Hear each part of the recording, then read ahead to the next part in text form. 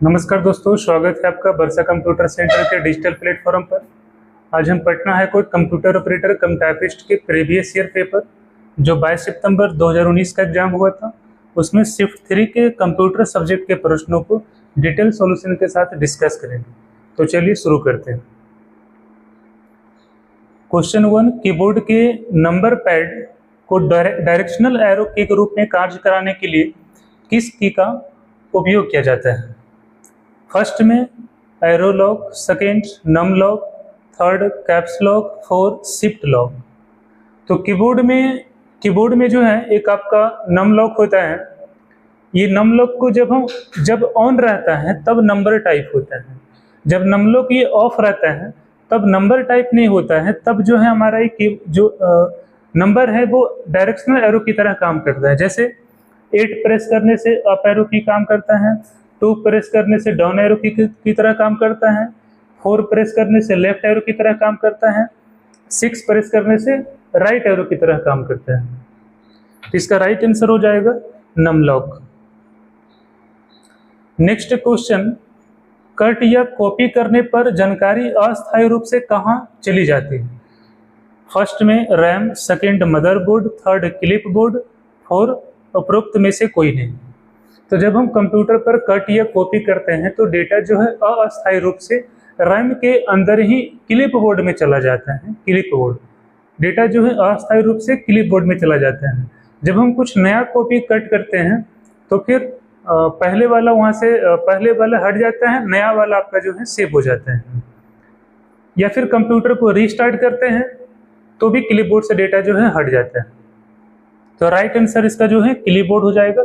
जब हम कंप्यूटर में कट कॉपी करते हैं तो डेटा अस्थायी रूप से कहाँ चला जाता है? तो क्लिपबोर्ड में चला जाता है, क्लिपबोर्ड। नेक्स्ट, निम्नलिखित में से स्टोरेज की सबसे बड़ी इकाई कौन सी है? फर्स्ट जीबी, सेकेंड केबी, थर्ड एमबी, फोर टीबी। तो जीबी का फुल फॉर्म गीगाबाइट होता है, केबी का फुल फॉर्म किलोबाइट होता है, एमबी का फुल फॉर्म मेगाबाइट होता है, टीबी का फुल फॉर्म टेराबाइट होता है। तो इसमें से सबसे छोटा जो होता है वो केबी होता है, केबी से बड़ा एमबी होता है, एमबी से बड़ा जीबी होता है, जीबी से बड़ा टीबी होता है। तो सबसे छोटा यूनिट पूछा जाएगा तो केबी होगा, सबसे बड़ा पूछा जाएगा तो टीबी हो जाएगा। तो सबसे बड़ी इकाई क्या हो जाएगा? तो टीबी हो जाएगा। नेक्स्ट क्वेश्चन, किसी शेप के बॉर्डर को हटाने या छिपाने के लिए एमएस ऑफिस में क्या चुना जाता है?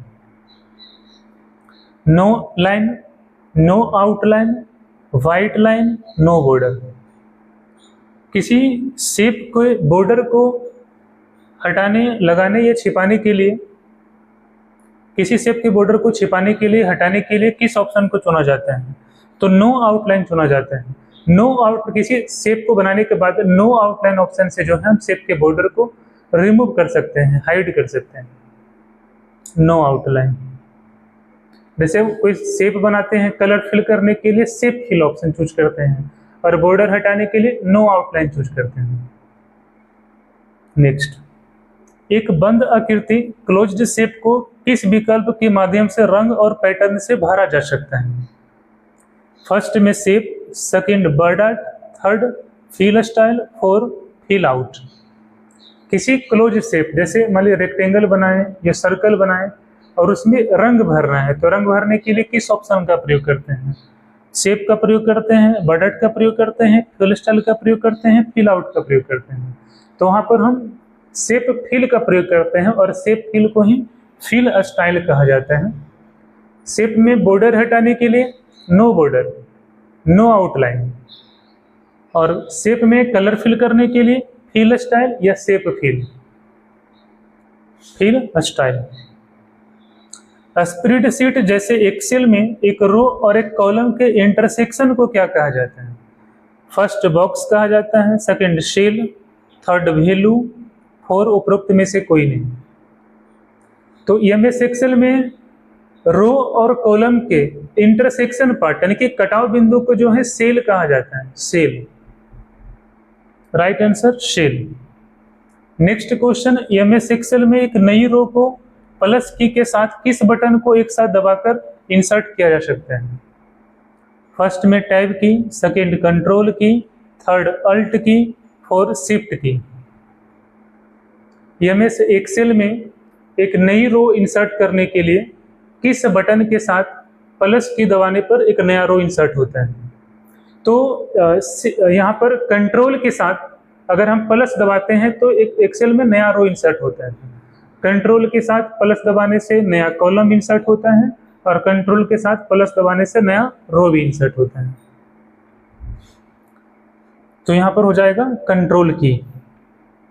नेक्स्ट, एमएस एक्सेल में लेबल किए गए कॉलम और रो वाले ग्रिड को क्या कहा जाता है? फर्स्ट में dialogue box, second worksheet, third clipboard, fourth tool bar. MS Excel में लेबल किए गए रो और कॉलम का जो ग्रिड होता है, रो और कॉलम जो बना होता है, जो ग्रिड लाइन बना होता है, उसे क्या कहते हैं? तो उसे हम लोग वर्कशीट कहते हैं। क्या कहते हैं? Worksheet, worksheet. नेक्स्ट, प्रत्येक एमएस एक्सेल फाइल को वर्कबुक कहा जाता है क्योंकि फर्स्ट, इसमें टेक्स्ट और डेटा हो सकता है, इसे संशोधित या एडिट किया जा सकता है, इसमें वर्कशीट और चार्ट शीट सहित कई शीट शामिल हो सकती हैं, इसे बनाने में कड़ी मेहनत लगती है। प्रत्येक एमएस एक्सेल फाइल को वर्कबुक कहा जाता है क्योंकि इसमें वर्कशीट और चार्ट सहित कई शीट शामिल होते हैं। देखिए, वर्कबुक क्या होता है, वर्कशीट क्या होता है?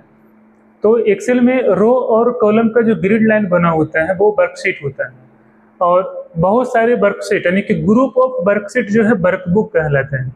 ग्रुप ऑफ वर्कशीट वर्कबुक कहलाते हैं। तो इसमें वर्कशीट और चार्ट शीट सहित कई शीट शामिल होती हैं, कई सारे शीट, बहुत सारे शीट मिलकर क्या बनता है? वर्कबुक बनता है। Option third right answer. Next question, computer के जनक, फादर ऑफ कंप्यूटर किसे कहा जाता है? First Alan Turing, second Charles Babbage, third Seymour Cray, fourth Agusta एडा। तो फादर ऑफ कंप्यूटर जो है चार्ल्स बेबेज को कहा जाता है। एलन ट्यूरिंग जो है फादर ऑफ मॉडर्न कंप्यूटर कहा जाता है।